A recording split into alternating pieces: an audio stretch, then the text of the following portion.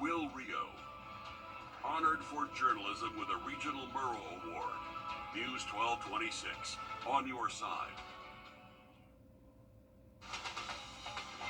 Live from Augusta, we're watching News 1226 at 11.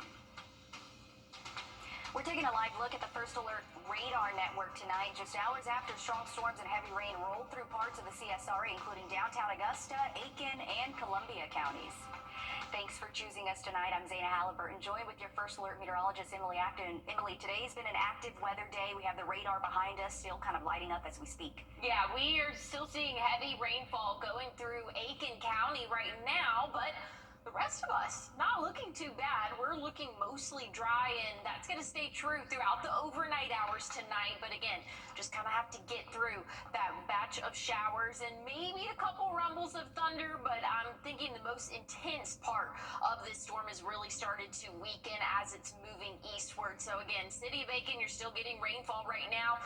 This should last for probably the next 30 minutes or so. But once it's out of here, things are looking good for the overnight hours. And if we do see any more activity, it'll just be rainfall. I don't think we'll have any more thunderstorms moving through our area to wake us up in the middle of the night. So that's some good news for us. Starting off the day tomorrow, already at 10 a.m., we'll be in those lower 80s, topping off in the low 90s, but going to feel close to those or even over that 100-degree mark. So it's going to feel like those triple digits. We'll still have plenty of sun for the first half of the day, but as the later afternoon hours roll around, an isolated shower cannot be ruled out. But I'll have a look at what you can expect for the rest of your weekend and a look at the next 7 days coming up.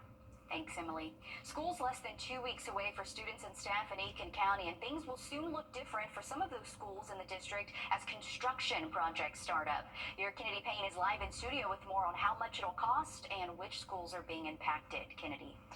Well, nearly $100 million is breathing new life into 5 Aiken County schools, and 3 of them are right in North Augusta. The other 2 are Wagner Sally High and J.D. Lever Elementary. School board member Colin Liddell says it's all made possible because of the penny sales tax that Aiken County voters chose to keep.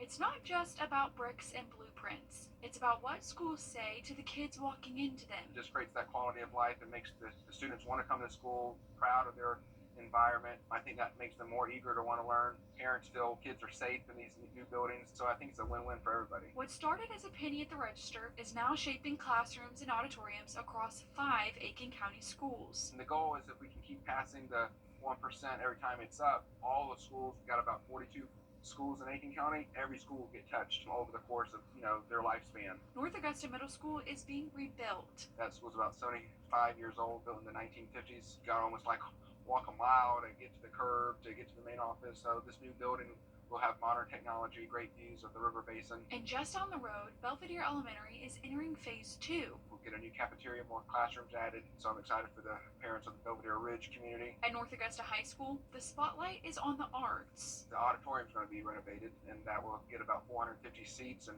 help support our art and band and music students. J.D. Lever Elementary is getting a new multi-purpose building, giving students space for more classrooms and PE activities. And at Wagner Sally High School, students won't have to travel for sports as much. They're getting an athletic complex. The next phase is basically the football field and the baseball field, and then there'll be a city park that the whole community can share. Lindell says it's more than a construction plan. It's about keeping pace with neighboring districts. It would be harder to recruit teachers just because other districts might have better facilities. So this is a big win-win for the community, and I thank the taxpayers for supporting it.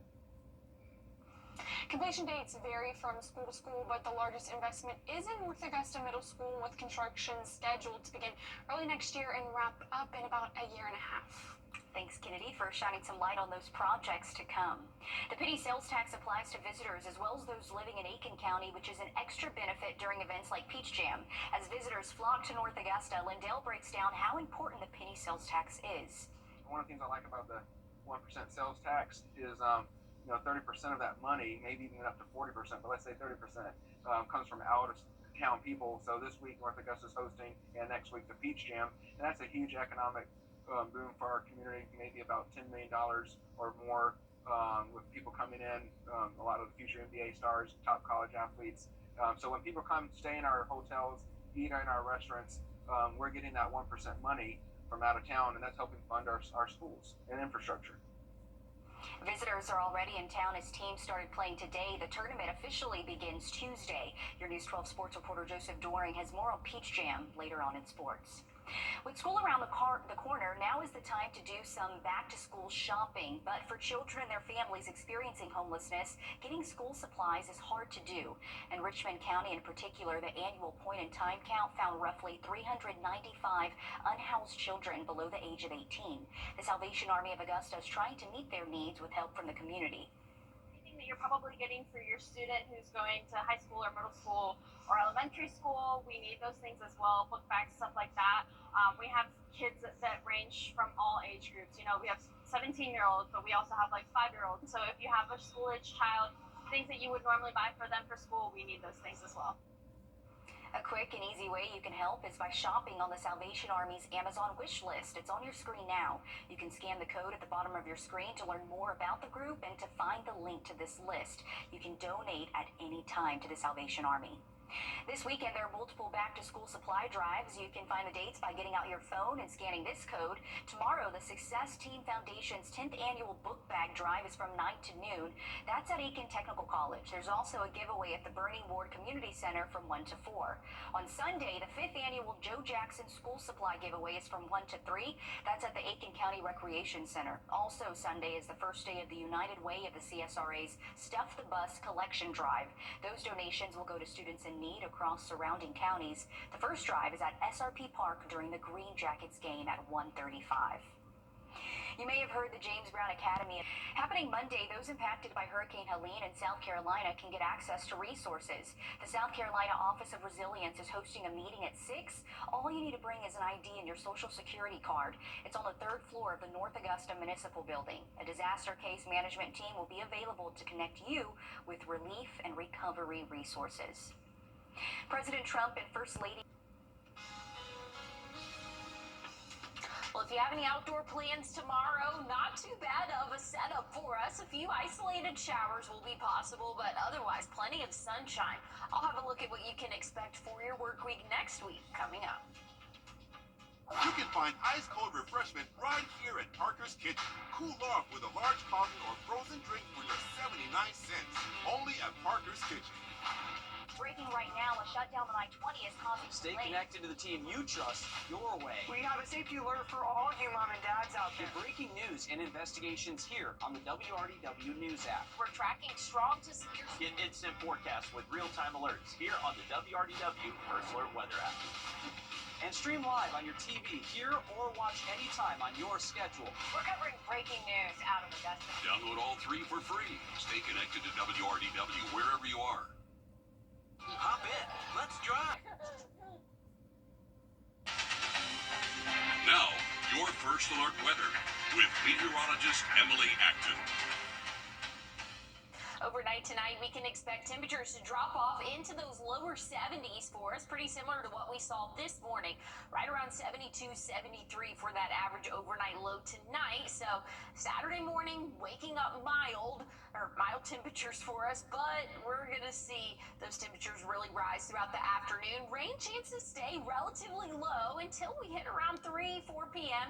Then we could see a little bit of that heightened rain chance, but not as widespread as what we saw today. So that's some good news. It's going to be very hit or miss showers or thunderstorms.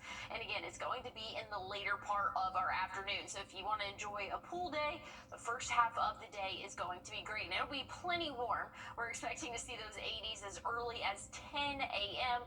We're going to see those lower 90s by the afternoon, but much better conditions for the first half of our day than what we are seeing right now. Still tracking some rainfall moving through Aiken County now, but should be really pushing out of our area. Not as heavy as what we saw just about an hour or two ago, where we had heavy thunderstorms really move through portions of Edgefield and portions of North Augusta as well. But things are looking a lot better as we head to bed this evening. So that's some good news. Maybe a light shower overnight tonight, but otherwise realize things are going to be a lot quieter than what we just saw a couple hours ago. Waking up tomorrow morning, I think we're really going to be mostly dry, but by the time we hit the later afternoon and evening, those pop-up showers and thunderstorms will become the main story for us. But Sunday's looking even drier than what we can expect tomorrow. Plenty of sunshine, but a few isolated showers. Again, this is the normal for summertime afternoons. You can anticipate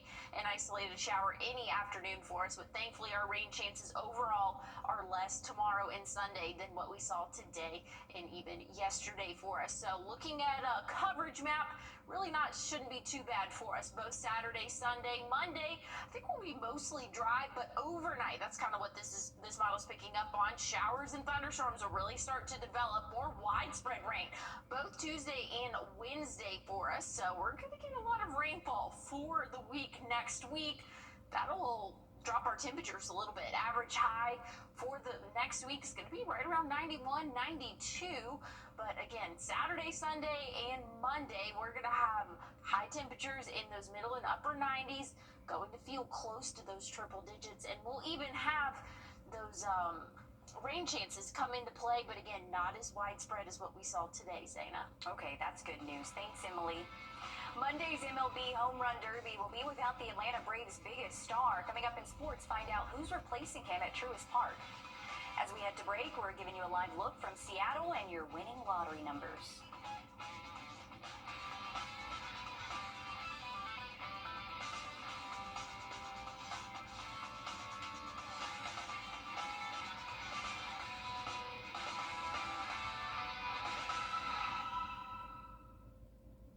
Time and Temp, brought to you by your First Alert weather team. If you have to ask more for under $3, ba-da-ba-ba-ba. On your sideline, sponsored by Chandler Law Firm. We're officially to the weekend, which means the 29th edition of Peach Jam is right around the corner. Friday, North Augusta's Parks and Rec Center looking like the host of an NBA Finals game. The gym and the parking lot were absolutely packed, and Friday was the first day of games in the final session of Nike's EYBL schedule. Over 100 teams will compete in North Augusta through Monday, with the top teams advancing into the Peach Jam tournament starting Tuesday. Competition is at an all-time high because not only are these 15 to 17-year-olds playing for a championship, they're also the center of attention for big-time coaches and college scouts. Friday, we saw Michigan State's Tom Izzo, Alabama's Nate Oates, and UConn's Dan Hurley.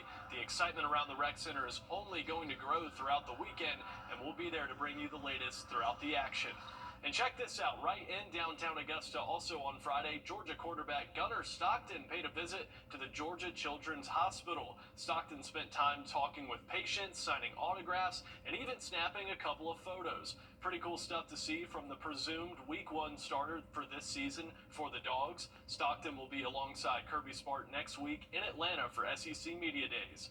Also in Atlanta, MLB All-Star Week has officially kicked off, but bad news for Braves fans or just Ronald Acuna fans in general. Ronnie will no longer be participating in Monday night's Home Run Derby. He'll still start in Tuesday night's All-Star game, but no official word on why he withdrew has been released. Braves country will still have someone to root for. First baseman Matt Olson will replace Acuna on Monday. And while they won't get to see Ronnie in the Home Run Derby, a group of lucky fans will still be enjoying All-Star Week free of charge, thanks to our parent company, Gray Television. All-Star Weekend has arrived in Atlanta. Not many are more excited than Joseph Rice, Me and my wife and some friends of ours. who won the Braves on Gray All-Star Sweepstakes. I was in high school the last time the All-Star game was here, so I kind of have to pinch myself to realize that I'm actually going to this thing. The school teacher from Kennesaw won 4 tickets to the Midsummer Classic, along with an overnight stay at the Omni Hotel in the Battery. He's bringing 3 of his best friends who attend every University of Georgia home football game. Oh, I'm excited. My buddies are excited. This is a once-in-a-lifetime opportunity, so we're going to take advantage of it and just make a whole day out of it. Here in the Cobb Galleria, there's all sorts of interactive exhibits here in the All-Star Village, including this home run robber, where you have a chance to get stuck to a wall and catch a ball. Yeah, the transformation is unbelievable. We are We're using every square inch of this football. I think that fans who have been to the Cobb Galleria Mall will not recognize it because we switched it over to a baseball theme park. Starting on Saturday, fans of all ages can enjoy the best that baseball has to offer in the All-Star Village. Along with this interactive diamond, there's batting and pitching cages, an autograph stage, along with dozens of displays celebrating America's pastime. They even have the world's biggest baseball. Back out in the Battery, Rice can't wait to make memories this weekend. We deserve it. The city of Atlanta deserves it, and I think the whole community is just excited. Thanks for that, Joseph. Looking forward to it. The first of 3 days started for the Ride to End Alzheimer's in South Carolina. We hear from a participant and tell you how you can get involved in the fight after the break. A car wreck can happen in a... Thanks, Carter, for that. Happening today in South Carolina, hundreds of cyclists left Simpsonville as part of a 3-day bike ride from the mountains to the coast to raise money for a cure for Alzheimer's disease. For 17 years, cyclists have made the more than 250-mile ride from the upstate to the low country, many of them riding to honor a loved one living with Alzheimer's or to remember someone they lost to the disease. The goal this year is to raise $1.4 million for the Alzheimer's Association, which funds critical research. End of the day, what we want people to come away with is hope. There's so much momentum right now, it doesn't always feel like it.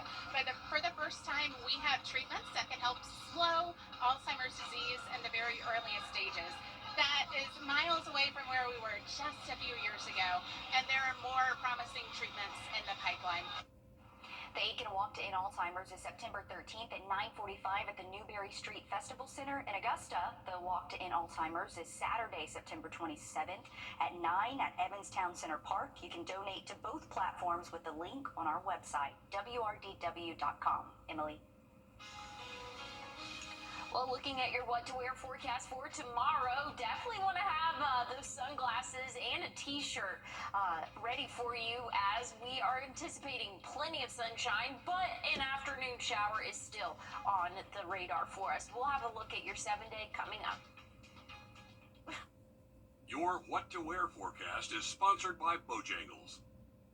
Bojangles just like... When I grow up, I want to be a robotic engineer. I want to build robots that can help around the house. Helping people makes me feel proud of myself. Travel and Leisure has unveiled its annual World's Best Awards. The #1 travel destination on the list used to be Charleston. It held the title for the last 12 years, but now the top spot is Santa Fe, New Mexico. Travel and Leisure says its readers love the city's cuisine and natural beauty. Charleston fell to the 3rd spot as New Orleans moved up to the 2nd. Readers say they enjoyed the jazz clubs, festivals, and food. But around us, Charleston came in at number 3, Savannah came in at number 4, and Alexandria, Virginia rounded out the top 5. Emily, what do you think? These are a little bit surprising to me. Of course, I can see Charleston, Savannah. I feel like those are very touristy, but nowhere in Florida, nowhere in California. Like, I just feel like there's those big things going on. And we were talking about this earlier, Zaina. I know a lot of people that have been going to Arizona lately. I know people that have been doing the same thing. Again, we're talking top 5. I guarantee you, if we expanded this and did top 10, I think we would see Florida and California in there as well. Yeah, I definitely possibly New York, Yes. too. Yeah, no, that's definitely a popular one. Hey, let's take a look at your 7-day one more time, though, before we go. Isolated showers possible both Saturday and Sunday, but more widespread rain will hold off until next week. Okay, thanks for that, Emily. Thanks for joining us tonight. Tune in tomorrow morning at 6. Have a great weekend. Hop in. Let's